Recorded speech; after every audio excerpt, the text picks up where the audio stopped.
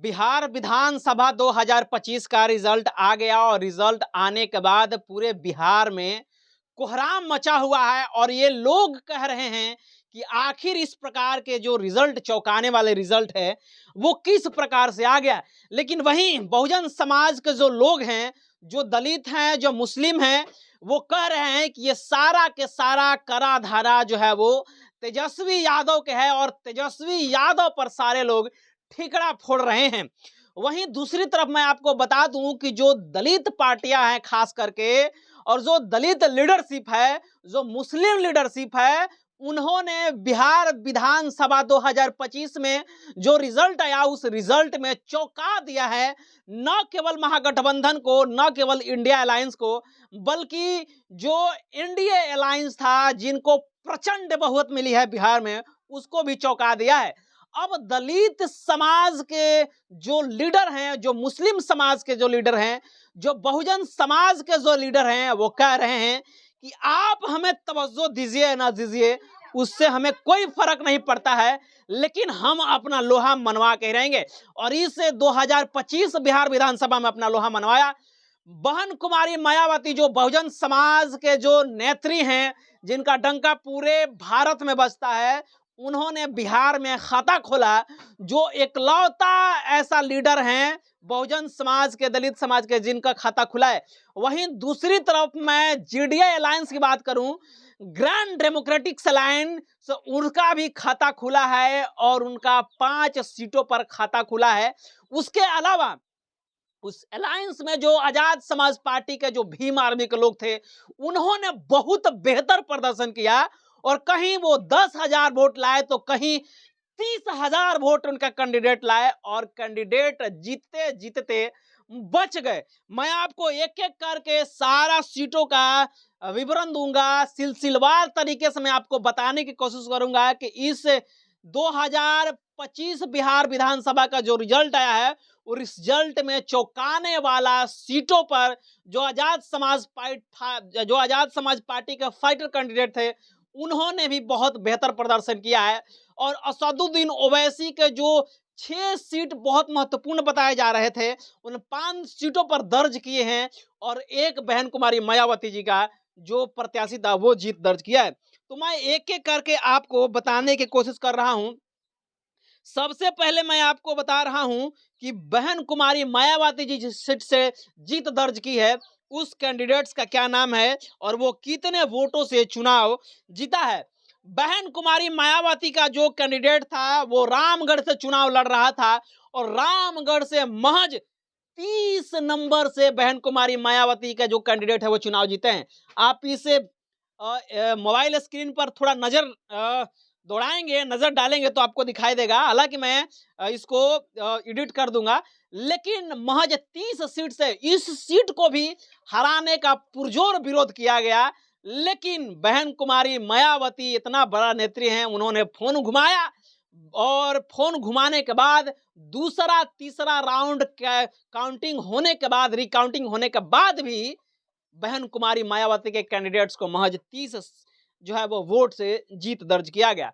इसके अलावा मैं आपको बात करूं कि जो आजाद समाज पार्टी के जो लीडर हैं, कितने वोट जो है वो लाए हैं, 27,000 वोटों से एक उनका कैंडिडेट जीतते जीतते बच गया।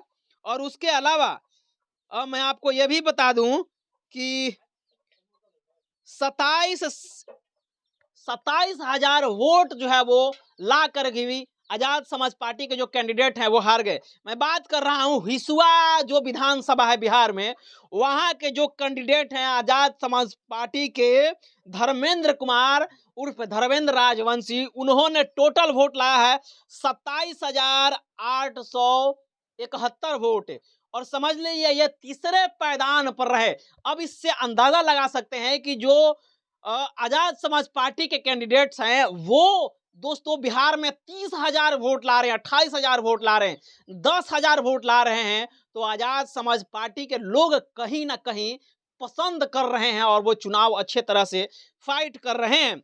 उसके अलावा मैं आपको बात करूं कि सासाराम विधानसभा से भी उनके कैंडिडेट थे, जिस कैंडिडेट्स का नाम था सजाद हुसैन वो भी लगभग 4000 वोट लेकर आए। उसके अलावा चनारी विधानसभा से जो कैंडिडेट थे आजाद समाज पार्टी के अमित पासवान, वो भी आपको बता दूं कि लगभग 8000 वोट लाए। उसके अलावा जो आरजेडी के पार्टी से विधायक थे, आरजेडी के पार्टी से विधायक थे जिनका नाम था फतेह बहादुर जी भी चुनाव लड़े आजाद समाज पार्टी के, उनको भी महज जो है वो 7000 वोट मिला है। दोस्तों ये तो आजाद समाज पार्टी और बहन कुमारी मायावती जी के जो कैंडिडेट से कुछ जीते कुछ हारे, कुछ जीतते जीतते बच गए।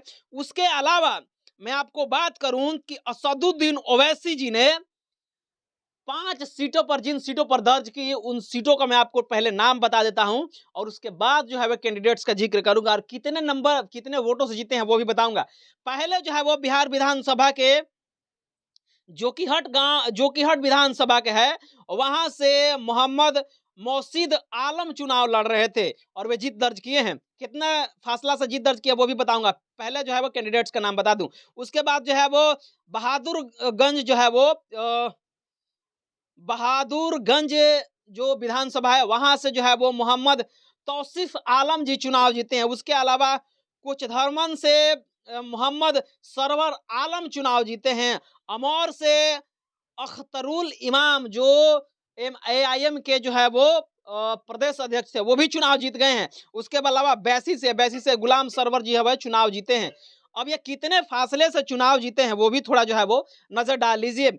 मोहम्मद मौसीद आलम जो है वो चुनाव जीते हैं 28,803 वोटों से। उसके बाद तौसीफ आलम जीते हैं 28,726 वोटों से। उसके बाद सरवर आलम जीते हैं 2321 वोटों से। अख्तरुल इमाम साहब जीते हैं 38,928 वोटों से। उसके अलावा गुलाम सरवर जी जो है वो 27,251 वोटों से। अब दोस्तों मैं आपको जरा ये बताने की कोशिश कर रहा हूं कि किस प्रकार से आजाद समाज पार्टी और उसके अलावा AIM बिहार के जो मुस्लिम और दलित आबादी थी उसको कितने बड़ा प्रभावित किया है और जीत दर्ज की है जीटीए गठबंधन।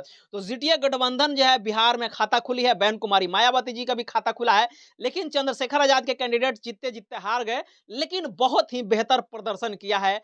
और ये साफ साफ दिखा रहा है कि तेजस्वी यादव का जो घमंड था, तेजस्वी यादव का जो एरोजेंट था, उस एरोजेंट के वजह से आज एनडीए जो प्रचंड बहुमत में आई है वो सबसे बड़ा उनका हाथ है, वरना एनडीए इतना बड़ा जो है वो सीट जीत करके सरकार बिहार में नहीं बनाती। बहरहाल चंद्रशेखर आजाद और असदुद्दीन ओवैसी और बहन कुमारी मायावती जी को लेकर के आप क्या सोच रहे हैं, प्रतिक्रिया जरूर दीजिए। और चैनल पर पहली बार है तो चैनल को सब्सक्राइब करें, वीडियो को लाइक करें, शेयर करें। पेज पर देख रहे हैं तो पेज को भी लाइक और फॉलो जरूर कीजिए। मिलते हैं अगले खबरों के साथ, तब तक बहुत बहुत धन्यवाद। Thank you.